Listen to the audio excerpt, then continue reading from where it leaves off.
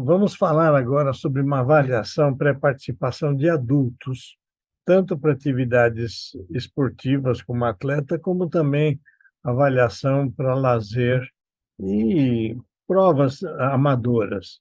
É importante a gente demonstrar algumas coisas importantes que tem no coração de um atleta, que vai modificando conforme ele pratica esportes, e aí leva a definições do que é normal e do que não é normal. Essa avaliação pré-participação e orientação médica para esportes e lazer. Voltamos àquele velho diagrama de Sharma e colaboradores, mostrando os benefícios da atividade física, tanto do ponto de vista neurológico, como cardiovascular, endócrino e músculo-esquelético, e também diminuição do risco de oncológico das pessoas. É o importante, e isso que eu queria deixar como uma bandeira desta aula, é preciso distinguir coração normal do coração adaptado ao esporte do coração doente. É aí que está a grande chave desse problema. Ele tem que lembrar que o coração do atleta, com as suas modificações, foi descrito a primeira vez por um autor alemão chamado Röntgen, em 1899, 3 anos depois da primeira Olimpíada da Era Moderna. E vejam só, através da percussão de precórdio, ele conseguiu distinguir tamanho do coração de pessoas sedentárias das pessoas, dos esquiadores que desciam montanha, chamado cross country. Esse estudo mostrou que o coração dos esquiadores era maior do que o coração dos indivíduos sedentários. Vários outros trabalhos apareceram depois dele, comparando animais silvestres com animais domésticos da mesma raça, onde animais silvestres tinham corações maiores que animais domesticados, como o cão, por exemplo. Entre nós, o professor Michel Batuni, em 76, fez a tese de livre-docência chamada Estudo de Alterações Eletrocardiográficas em Futebolistas Profissionais, onde ele mostrou que o futebolista profissional realmente tinha alterações que não eram habituais da gente encontrar nas pessoas que não praticavam esporte.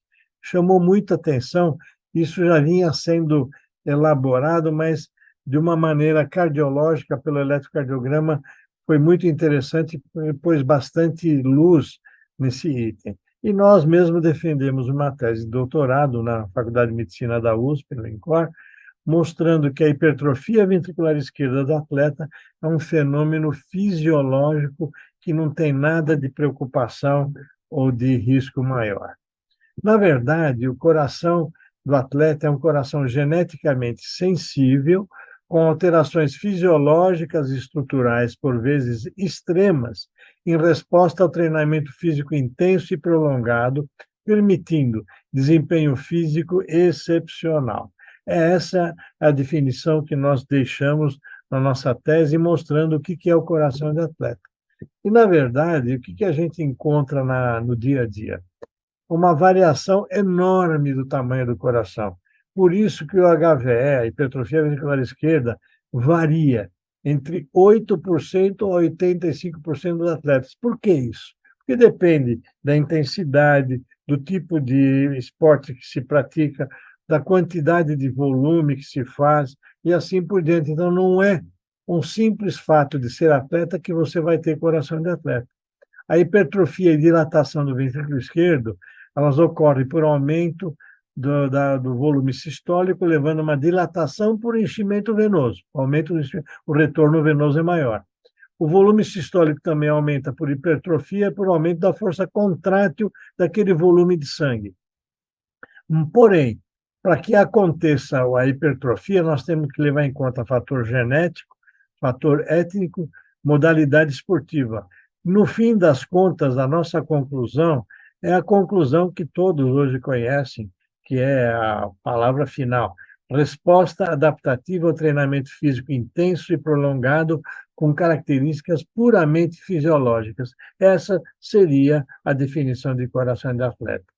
E Sharma e colaboradores publicou um trabalho mostrando exatamente essa interação que existe entre a idade, a etnia, o gênero, superfície corporal, tipo de esporte, intensidade do treino e níveis de competição. Tudo isso leva ao chamado remodelamento cardíaco do atleta, ao coração do atleta. Então, nós temos que levar em conta, para definir um coração, não adianta só ele praticar esporte, ele tem que ter, por exemplo, um atleta sueco e um atleta africano que pratiquem o mesmo esporte, na mesma intensidade, no mesmo volume, com a mesma idade, têm corações diferentes, por conta da etnia, por conta da genética de cada um. Então, é muito importante lembrar que esses fatores que modificam as coisas entre corações e atletas que são diferentes, exatamente é a genética deles. Numa definição publicada por Sharma e outros autores, o coração do atleta tem alterações estruturais, elétricas, funcionais e periféricas, em que você pode avaliar esse atleta de uma maneira completa. Ele não é só um coração maior, ele tem várias adaptações que levam a esse coração maior. Portanto, é aí que entra a avaliação pré-participação. É fundamental. É uma avaliação médica sistemática, capaz de abranger esportistas e atletas antes de realizar o exercício regular e deve ser prévia ao início da atividade física e na sua manutenção periódica. Quer dizer, ele vai fazer esses exames uma vez por ano, cada 6 meses, cada 90 dias, vai depender, e nós vamos mostrar isso para vocês, de alguns fatores que precisam ser vistos. A avaliação tem recomendações muito variadas no mundo inteiro, é uma verdadeira confusão geral.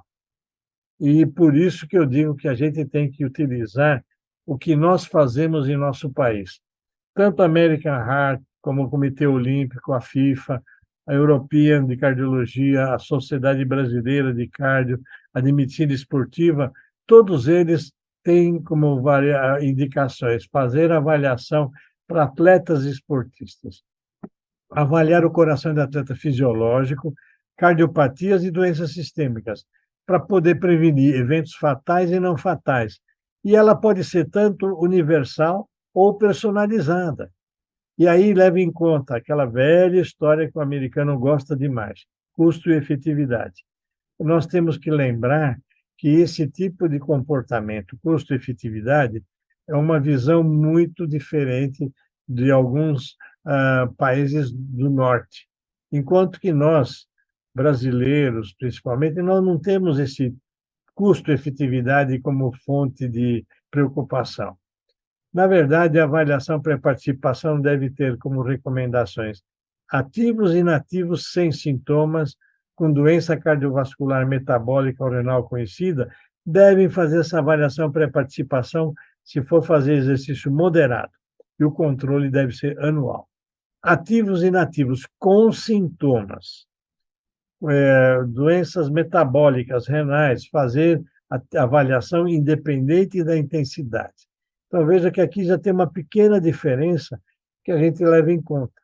Jovens ativos ou inativos sem fator de risco, sem sintoma, sem doença cardiovascular, sem doenças metabólicas renais, continuar atividades físicas usuais e refazer a avaliação pré-participação se mudar de modalidade. Ele faz, por exemplo, uma corrida de trote, um trote diário. Quer fazer spinning? Poxa, tem que modificar, tem que reavaliar, tem que colocá-lo em outro patamar de avaliação. E aí vai as grandes diferenças do mundo inteiro. É uma verdadeira discussão quase que política. Nos americanos, a anamnese do questionário da American Heart e American College of Sports Medicine. São 14 perguntas e um exame físico, mais nada. Aí que está. E aí, quando vai se analisar as publicações que mostram isso, tem alto número de falso positivo, baixa sensibilidade e muito baixo valor preditivo positivo. Nós temos uma aula no curso de Cardiologia do Esporte em que nós abordamos esse problema. Os questionários que são emitidos por aí, que são verdadeiros problemas para nós e não facilitadores de trabalho. O europeu. O europeu se baseou no trabalho italiano.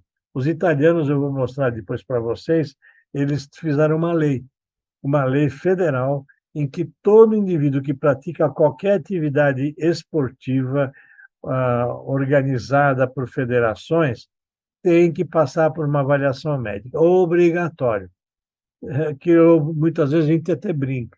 Ou ele pratica truco, ou triatlo, ele vai ter que fazer exame médico. Isso, sendo oficial, aquele esporte tem que fazer. E esse exame médico, como é que é?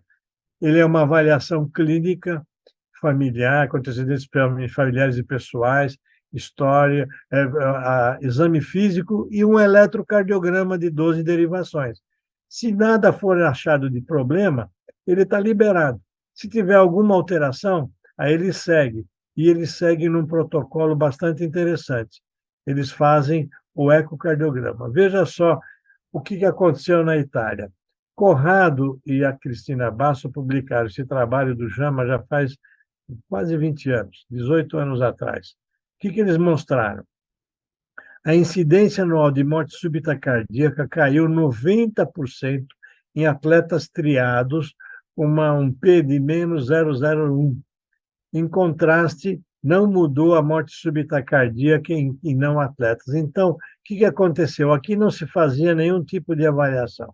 Quando começaram a fazer as avaliações para utilizar eletrocardiograma, a curva começou a baixar de morte súbita em atletas, chegando até ao sensacional dado, diminuiu abaixo do que não atleta. Nós sabemos que o atleta tem um maior risco de morte súbita do que o não atleta. Porém, quando se introduziu a avaliação médica com eletrocardiograma, isso mudou. E a nossa diretriz, a nossa segunda diretriz, ela foi bastante parcimoniosa com essas avaliações. Nós fazemos e sugerimos, em geral, nós estamos falando em Brasil, não estamos falando em São Paulo, Rio de Janeiro, Curitiba, nós estamos falando em Brasil, avaliação clínica, exame físico e um eletrocardiograma. E exames complementares que você, como médico, supõe ou exige ou acha que tem que ser feito naquele paciente. Então, isso é o basicão. É o basicão, avaliação clínica, exame físico e eletrocardiograma. Quando esse indivíduo é um atleta federado, participa de competições, nós usamos aqui, entre nós, o protocolo do Dante Pazzanese, que nós tivemos a honra de poder produzir. É uma consulta clínica com avaliação de antecedentes pessoais e familiares, exame físico e exames complementares, onde nós temos que conhecer profundamente as variações fisiológicas, que nós vamos comentar com vocês. Fazemos nesse indivíduo eletrocardiograma clássico, laboratório, alguns exames que nós vamos comentar, teste ergométrico até exaustão e o ecocardiograma. Esse é o básico para atletas federados ou participantes de campeonatos.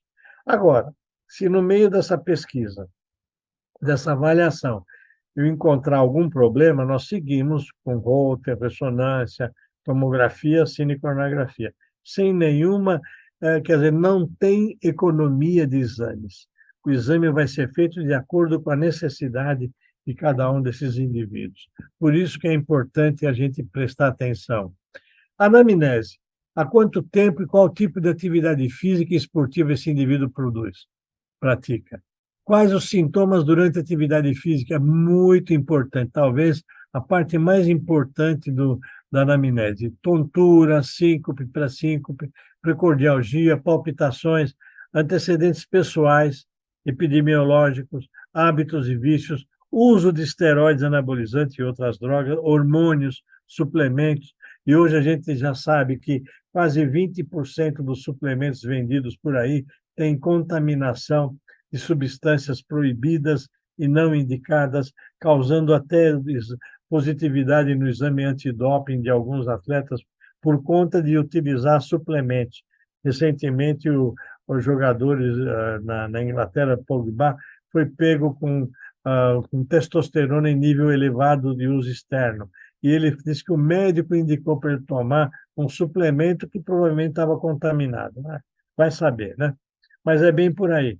História familiar de morte súbita, doença coronariana precoce, hemoglobinopatias, é muito importante na história da anamnese desses indivíduos. Exame físico, peso, altura e IMC, circunferência abdominal, características marfanoides, sim ou não, pressão arterial com manguito próprio. O indivíduo que tem braços grandes, não adianta você usar o manguito normal, você tem que usar o manguito de coxa. E criança tem que usar o manguito de criança, e assim por diante. Palpação de pulsos, ausculta cardíaca, sinais visuais de anemia do atleta.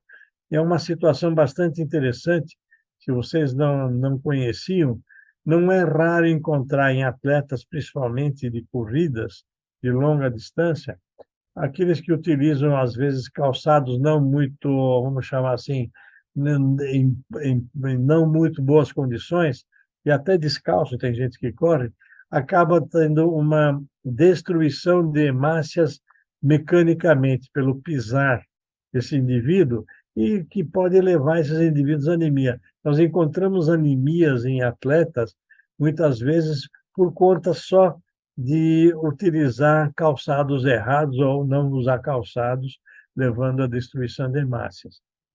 E também observar alterações osteoarticulares. Exames básicos. Cada clube, cada federação, cada entidade costuma ter um padrão mínimo e máximo de exames. Variam. Tem clube que exige determinados exames, por exemplo, a pesquisa de hepatite em todos os seus atletas, outros não querem fazer pesquisa de hepatite, quer fazer pesquisa de doença de Chagas e assim vai. Mas, basicamente, hemograma para procurar hemoglobinopatias, inclusive, se você tiver algum sinal clínico suspeito, procurar falsização de hemácias, perfil lipídico, função renal, hepatograma, hepatites, principalmente se o indivíduo tiver tatuagens. Esse é um dado muito importante e eu faço questão de abordar isso com um pouco mais de profundidade. Hoje nós sabemos que praticamente 100% dos atletas têm tatuagens. A tatuagem é um problema sério, porque é modismo, hoje tem pais que liberam para criança, só que tem que ter alguns cuidados básicos. Vários trabalhos mostram, principalmente nas sociedades de infectologia e de infectologia principalmente, e as de dermatologia, mostraram que as tatuagens trazem riscos inerentes ao procedimento. Primeiro, não utilizar a mesma tinta em mais de uma pessoa. Usou a tinta, sobrou, joga fora. Não se deve deixar para usar para outra pessoa. Segundo lugar, determinadas tintas têm um perfil alergênico extremamente elevado, principalmente o amarelo e o vermelho.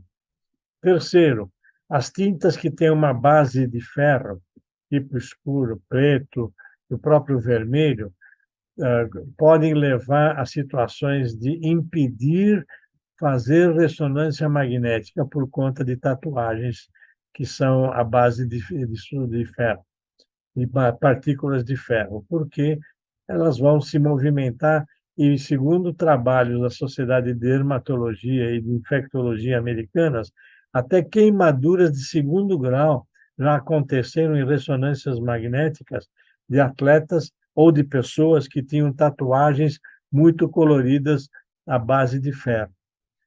Existe aquela movimentação das partículas levando ao aquecimento e queimadura da pele onde tem aquela tatuagem. Então, tatuagem tem que tomar cuidado. Fazer com que seja trocada não só a agulha, mas também a tinta. Não utilizar tinta, porque se descobriu também que na tinta pode haver um crescimento tanto de vírus como de bactérias. Então, nós temos situações que você pode transmitir hepatites e até HIV pela tatuagem. Então, muito cuidado. Se for liberar tatuagem, ou se você tem frente a você um atleta com tatuagem, tem que ter os cuidados de prevenção e procurar ver se não tem nenhum outro problema. Urina tipo 1, Raio-X de tórax, se tiver chance de fazer, ainda é um exame bastante interessante para ver o tórax, pulmão, etc., tamanho do coração. Sorologia de Chagas, principalmente para quem vem de zona endêmica. E lembrar para vocês que o Chagas indeterminado pode ser um Chagas que vai aparecer no futuro. E nós descobrimos isso em trabalhos que a gente fez, inclusive com atletas, por acaso, que tinham forma indeterminada, uma virose por influenza ou por Covid desencadeou uma doença de Chagas agudo nesse indivíduo, como se fosse um start para aparecer a infecção nesses indivíduos que tinham a forma indeterminada, isto é, apenas os exames de laboratório positivos e os exames cardiológicos, principalmente, estavam absolutamente normais. Avaliação pré-participação, recomendações. Um protocolo único é um desafio no cenário heterogêneo global de atletas. Evidente, você tem padrões americanos, padrões sul-americanos, brasileiros, bolivianos, paraguaios. Cada lugar faz de um jeito diferente, infelizmente. Para conhecer as causas de morte súbita em atleta e fator precipitante, é necessário estratégias preventivas e fazer estratégias preventivas eficazes. Então, é importante você saber o que acontece no seu lugar de trabalho, na sua cidade, no seu estado, no seu país, para você poder agir em função daqueles problemas. Uma abordagem sistematizada deve incluir sempre um eletrocardiograma e lembrar que a morte súbita varia em gênero, etnia, idade, nacionalidade, método de triagem, fatores genéticos, ambientais, culturais e variabilidade regional. Nós sabemos, por exemplo, que no norte da Itália há uma preponderância da displasia ritmogênica do ventrículo direito, na zona de Vêneto, porque provavelmente houve uma segregação genético-racial daquele povo que mora lá. Então, houve casamentos de famílias muito próximas e a doença passou a ser preponderante naquela região. Em compensação, nos Estados Unidos tem muito mais miocardiopatia hipertrófica do que no Brasil, e assim por diante. A síndrome do coração de atleta tem características que nós devemos conhecer para poder avaliar nos exames médicos que nós estamos preconizando e fazendo. No exame físico, nós vamos ter bradicardias e arritmias vagais, sopro sistólico muitas vezes frequente, suave na ponta do coração. Os exames de imagem mostram cardiomegalia e os exames gráficos mostram algumas alterações que são importantes. Distúrbios do ritmo da condução, alteração da repolarização ventricular e uma hipertrofia ventricular. Como nós não vamos trabalhar hoje, mostrar exatamente esses dados, vamos passar, pelo menos lembrar para vocês que existem essas situações. E é importante também, o teste ergométrico ou ergoespirométrico não deve ter resposta isquêmica e normalizar os distúrbios do ritmo e da condução e alterações da repolarização ventricular. Quer dizer, essas alterações que a gente encontra no atleta no eletro de repouso devem normalizar no teste ergométrico. Eu vou citar algumas alterações básicas, gerais, porque o escopo da aula não é coração de atleta, é avaliação. Mas para vocês terem uma ideia, o eletrocardiograma deve ser feito após um período de repouso desse atleta. Chegou o atleta, o esportista no seu consultório, vai fazer o eletrocardiograma, deixa ele relaxar, sossegar, baixar o nível de ansiedade dele, aí você corre o eletrocardiograma. Então, você tem que deixar ele entrar no seu suave, porque assim evita aquela frequência alta, que não é o padrão dele. Às vezes ele está com 60 de frequência, quando o padrão dele é de 40, e assim por diante. Então, é importante lembrar esse período de repouso. E lembrar que atleta master ou sênior, existe uma aula só sobre isso, a gente tem que lembrar que tem limitado valor para DAC, porque aquelas alterações podem confundir com DAC e vice-versa. Se ele for assintomático e apresenta, às vezes, uma isquemia ou onda T negativa, você tem que avaliar se aquilo é padrão isquêmico ou é padrão de coração de atleta. E eu digo isso porque já tive casos, por exemplo, eu posso citar o nome dele, o Gilmar dos Santos Neto, nosso goleirão, ele tinha uma onda T negativa de V1 a V4, e aquela onda T negativa era de isquemia e não de coração de atleta. E aí ele acabou, inclusive, sendo tratado, a intervenção de doença coronária precoce nele. Vários outros atletas que nós tivemos a chance de atender, nós tivemos esse tipo de comportamento, eletrocardiograma que confundia com coração de atleta ou isquemia. Como eles eram atletas master, acima de 50 anos, 60 anos, com fator de risco, chegamos à conclusão que era isquemia e acabaram entrando em procedimentos. Características, só para vocês terem uma ideia em relação ao coração de atleta, atletas afrodescendentes e participantes de endurance, aumento de prevalência de alterações do eletrocardiograma. Atletas caucasianos, por exemplo, o nosso sueco, que corre, que tem um coração diferente do africano que corre. O caucasiano tem inversão de onda T de V1 a V2 comum em mulheres. Isso é normal. O afrodescendente, inversão de onda T de V1 até V4. E a associação tem ST elevado com ponto J elevado, de 1 milímetro no mínimo. Patológico, inversão de onda T em parede lateral, depressão de ST e onda Q patológica. Então, esses dados para repolarização ventricular são muito importantes, porque a gente pode ter dificuldades de fazer diagnóstico. Vejo esse atleta de 50 anos, caucasiano, corredor de rua desde os 28 anos, 27 batimentos por minuto, sinusal. Sinusal, gente. É brincadeira. E ele não tem sintoma algum, nem teve indicação de pôr marca-passo. 27 por minuto. Brincadeira? Esse outro aqui foi um campeão mundial de vôlei, um atleta que está vivo hoje, tá, um campeão. Olha só, 34 de frequência cardíaca sinusal.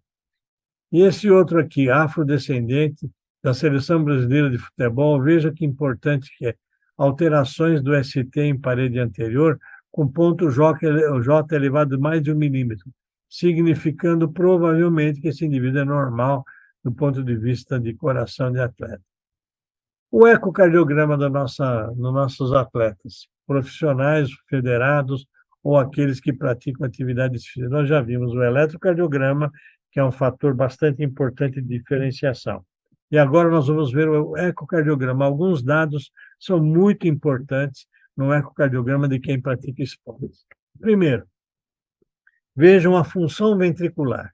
Atleta com diâmetro diastólico do ventrículo esquerdo, às vezes com níveis bastante elevados, 64 milímetros ou até mais. Eu tenho atletas com 70, 72 milímetros. Porém, função normal em repouso e no esforço, coração de atleta. Se ele tiver uma disfunção ventricular nessa história toda, miocardiopatia, provavelmente é miocardiopatia. Então, aí eu vou estudar esse indivíduo com um ecocardiograma com strain e vou fazer exames de medicina nuclear e de ressonância magnética do coração. Então, é fundamental lembrar, atleta sempre tem que ter função normal, sistólica e diastólica, na idade até os seus 35, 40 anos. Acima dos 40 anos, função sistólica normal e pode haver uma pequena disfunção diastólica própria da idade do envelhecimento. E a gente tem que lembrar que o tamanho do coração e da cavidade leva e faz a diferença entre coração de atleta e do coração doente. O coração do atleta de endurance, nós temos dilatações importantes do coração. Aquele que faz treinamento de força, fisiculturistas, levantadores de peso, de lutas, ele tem mais hipertrofia do que dilatação. E podemos ter a combinação dos dois.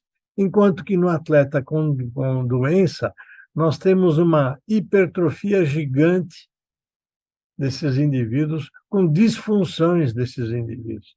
E um crescimento, geralmente quando o atleta faz atividade física intensa, ele tem dilatação que ultrapassa os 55 milímetros. Enquanto no atleta que tem doença, ele tem uma dilatação pequena, não chega a 45 milímetros, então, e uma grande hipertrofia.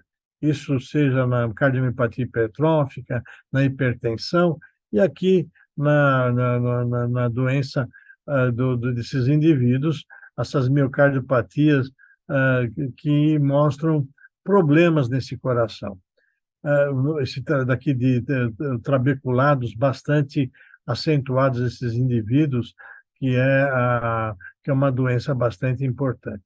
E um dado interessante publicado por Barry Maron e Pellicci há muito tempo atrás, mas que tem um valor significativo importante.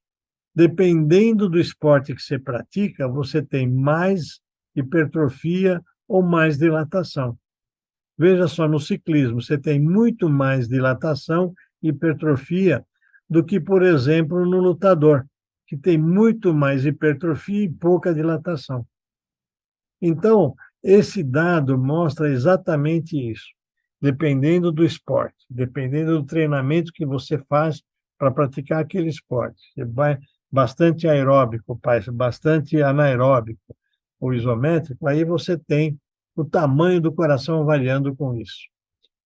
E para saber se aquela hipertrofia dos seus exames de avaliação pré-participação é fisiológica ou patológica? A patológica, por exemplo, nas miocardiopatias, nós temos fibrose, morte de miócitos, angiogênese insuficiente, dilatação de câmaras cardíacas progressiva. Ela não é bastante evidente. Na hipertrofia fisiológica, o coração do atleta, angiogênese compensa o aumento de massa muscular, não levando a necroses, a fibroses na ressonância, apoptose ou substituição tecidual dos cardiomiócitos. Estudos recentes mostram lesão cardíaca e fibrose durante exercício físico intenso. E aí fica aquela pergunta, aquela que nós já discutimos. Essa hipertrofia ultrapassa limites de difusão do oxigênio pelos capilares, apesar da angiogênese que vem. Então, é pouca angiogênese para um grande coração. E o teste ergométrico do nosso atleta, do nosso esportista de alto nível que pratica, que vai fazer provas importantes. Nós temos isso, nós vamos ter aulas específicas no nosso curso, graças nós vamos poder aprender bastante sobre teste ergométrico e teste cardiopulmonar. O teste no fisiológico, o distúrbio do ritmo da condução deve normalizar, alterações da representação ventricular tendem a normalizar, o teste não pode ser isquêmico e nem deve ter arritmias complexas. Isto é o padrão. Este é o padrão. Agora, no cardiopulmonar, além disso, nós temos determinação da capacidade funcional aeróbia, consumo máximo de oxigênio, que vai poder nos ajudar a progredir no treinamento desse atleta, e o limiar anaeróbio ventilatório, LV1, o ventilatório 1 e o ventilatório 2. Então, isso tudo nos faz com que a importância dos exames complementares, o teste ergométrico ou cardiopulmonar. No cardiopulmonar, ele tem maior sensibilidade e especificidade que o teste convencional. Ele nos dá uma detecção precoce da isquemia, mesmo quando o eletro não é interpretável. O teste deve ser o máximo do ponto de vista muscular e metabólico, sempre, tanto ergométrico como ergospirométrico. E a análise do VO2 sobre a frequência cardíaca, isso sobre watts, isso em bicicleta, publicação de Bilardinelli, mostra uma sensibilidade elevada e uma especificidade também elevada para a doença aterosclerótica coronária. Só pela análise do VO2 sobre a capacidade física desses indivíduos medida no ciclo ergômetro.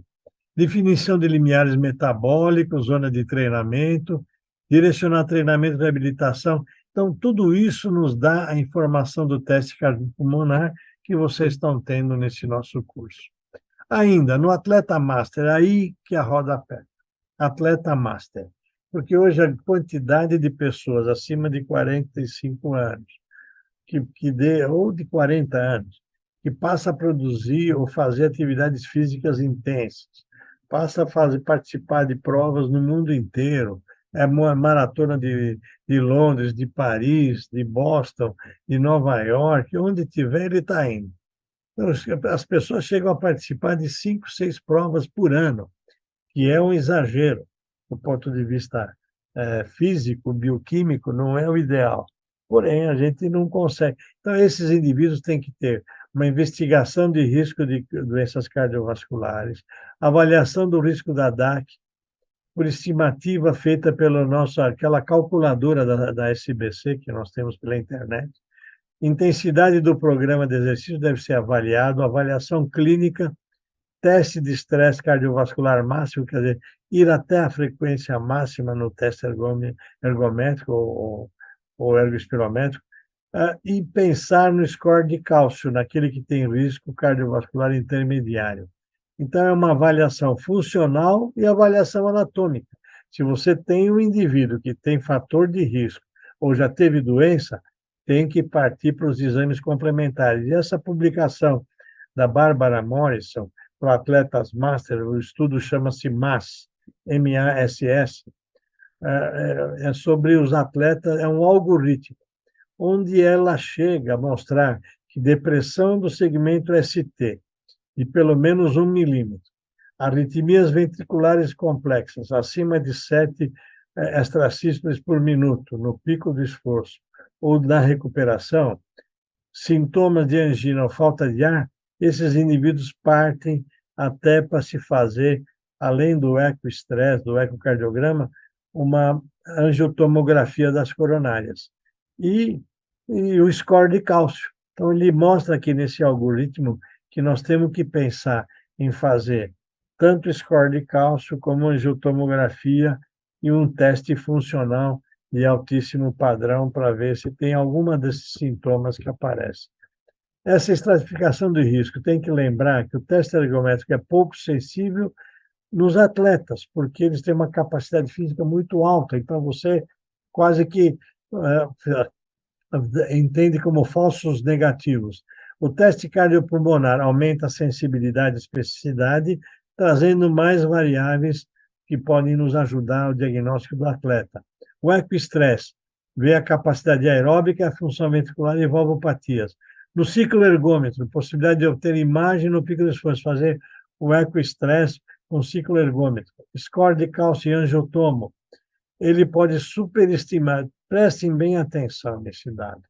Ou a angiotomografia pode causar mais, às vezes, complicações. Então, é importante lembrar que ela pode superestimar o risco cardiovascular. Então, score de cálcio, capacidade cardiovascular versus mortalidade deve ser levado em conta quando você tem os 3 exames na sua mão. Tá? E aí você utiliza alguns dados da imagem. E eles levam em conta o tipo de esportes, o nível que você está de capacidade física, de performance, o perfil de fatores de risco, presença de alterações isquêmicas ou arritmogênicas nesses indivíduos e até uma disfunção que pode aparecer. Então, quando você faz uma pesquisa com esses exames funcionais, leva-se em conta esses dados que estão aqui, que vocês podem rever com mais paciência. Avaliação pré-participação para lazer. Então, eu vou no clube, eu vou no colégio com meus amigos praticar uma atividade física. Então, é levar em conta alguns dados, tanto para criança e adolescente como para adulto, que eu quero mostrar aqui. A finalidade, detecção de doenças e prevenção de eventos, sem dúvida. Em criança e adolescente, o que a gente faz de exame? Consulta clínica bem fundamentada, eletrocardiograma de repouso e uma bioquímica com hemograma, lípides e exame de urina. É evidente. Se você percebe um sopro nessa criança, se você percebe que tem alguma alteração, você vai, então, fundamentar com raio-x, ecocardiograma e assim por diante. No adulto que a gente chama acima de 40 anos, por exemplo, master, consulta clínica, eletrocardiograma em repouso, bioquímica procurando doenças, glicemia, lípides, função renal, função hepática, função tireoidiana. E o teste ergométrico até exaustão. Se nesse nível aqui você acha que precisa fazer um ecocardiograma, faça. Ele não faz parte como se fosse rotina. Por incrível que pareça, não é rotina. Em criança, a mesma coisa, o eco não é rotina, mas uma das coisas que a gente tem pesquisado ultimamente, crianças que vão fazer trabalhos físicos quase que semiprofissionais, estão em escolinha, que vão entrar na federação, já praticam, aí sim eu vou avançar no ecocardiograma de criança, procurando origem das coronárias, nas crianças e adolescentes. Enquanto que no adulto, Às vezes você não consegue ver a origem de coronária, mas o importante é o teste ergométrico até a exaustão, e se ele tiver dados clínicos que indiquem, faça o ecocardiograma também. Basicamente são esses. E levar em conta qual modalidade. Se ele vai fazer uma caminhada sempre, vai praticar o jogging, ele vai fazer um spinning, crossfit e assim por diante. É lógico, se ele vai fazer uma atividade esportiva ou física intensa, a visão tem que ser outra. Tem que pesquisar a doença. Por exemplo, o indivíduo vai fazer crossfit, é obrigatório que se avalie o estado ortopédico dele. Se ele tiver uma hérnia de disco quietinha, que vai piorar com o crossfit, se ele tiver uma doença qualquer muscular, então é importante ele ser avaliado em função da atividade que ele quer fazer. Você não vai pegar uma pessoa de 80 anos que vai andar na praia, ou andar no clube, ou andar no, sua, no seu prédio, para fazer teste ergométrico máximo. Não vai andar.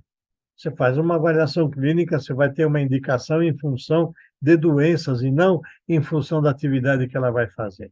Considerar a idade do interessado, presença de fatores de risco positivo, comorbidades e medicações.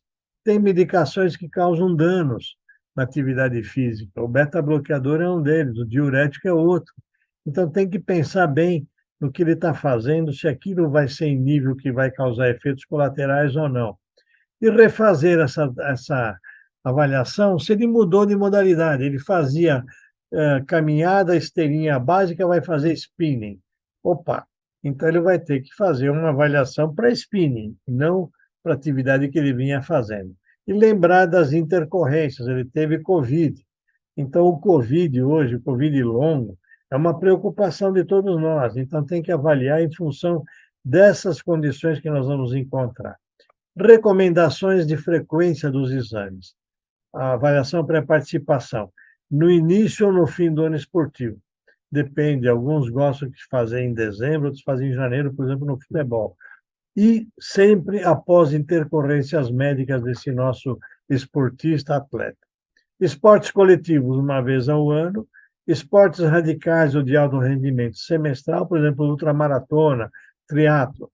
Quem tem doença, passar no médico, sem dúvida, cada 3 ou 4 meses. Isso é obrigatório. E a conduta vai de tratamento até proibições temporárias ou definitivas. Isso é uma questão que você tem que levar em conta. Para você levar para casa as mensagens. Atletas de elite, de alta ou muito alta intensidade, têm menor mortalidade que a população geral, por uma menor incidência de doença cardiovascular e de câncer. Isso é o que tem sido constatado nos vários trabalhos publicados. A avaliação deve ser individualizada do atleta master, por conta dos fatores de risco que podem estar cometendo ele. Considerar a triagem anual, o teste cardiopulmonar de esforço ou angio-TC no atleta master com DAC. Quer dizer, quem tem DAC é outra história, ele é um doente que precisa ser avaliado com muito cuidado. Melhor tratamento, menor impacto na performance e maior segurança no esporte. Decisão deve ser compartilhada entre o médico e o paciente. As prioridades podem ser diferentes. O paciente quer bater recordes de maratona. Espera aí, ele pode, ele deve, ele está em condições? E quando não dá, você tem que falar assim, na nossa opinião, tem que modificar, tem que parar, não pode fazer. Quando não dá para diminuir o risco, você tem que afastar esse indivíduo. Mesmo que não seja possível a prática competitiva, existem limites seguros, tanto na intensidade, e aí lembrar sempre um dado que não pode ser esquecido. O nosso inimigo é o sedentarismo, não é a atividade física. O sedentarismo tem que ser combatido com atividades físicas, leves ou moderadas ou intensas, como você achar.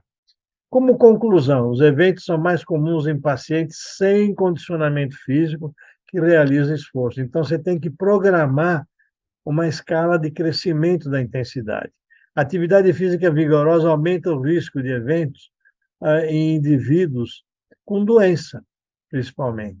Não há evidência de que risco de eventos cardiovasculares sobreponham os benefícios da atividade física em indivíduos saudáveis. Isso é um dado que nos conforta e nos dá tranquilidade. Eu queria agradecer vocês pela atenção, lembrar que a gente tem o nosso curso de extensão em Cardiologia do Esporte, 1 e 2, aqui da Medicina e Cursos, está muito legal, são 100 aulas dos dois cursos, espetaculares. E também, quem quiser fazer um fellow de 1 ano, nós estamos disponíveis na Inspirali, que ela tem um convênio com o São Paulo Futebol Clube, para a gente ficar dentro do São Paulo durante 1 ano, analisando os mais de 500 atletas que existem lá e por aí. Ok? Muito obrigado.